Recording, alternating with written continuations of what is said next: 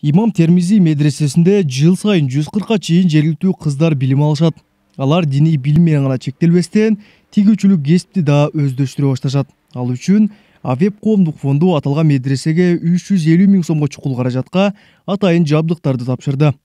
Мен окуйм, кошумча окуйм ушуну деген кыздар кирет. Бирок азыр бизде 50 кыздан ашып калды. Каалаган кыздарыбыз сентябрда мына азыр пандемияга байланыштуу кыздар жок.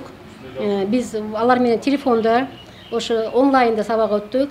Эми сентябрдан Кудай берсе иш баштанса, мош 100 кызам кирип кетиши мүмкүн да.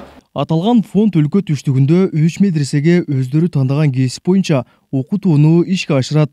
Ал үчүн зарыл болгон жабдыктар, мугалимдерди да фонд камсыз кылат. Кече ушундай иш-чаралар түндүк жергесинде өттү эле. Бүгүн түштүк жергесинде дагы жаңы долбоорго кирген 3 медресеге жабдуулар таратабыз. Тактап айтканда, ушул бүгүнкү Имам Термизи медресеси Базар Коргондогу, Кара Суу районундагы Муслим медресеси, Ноокат районундагы Молдо Табылдажы медресесинде.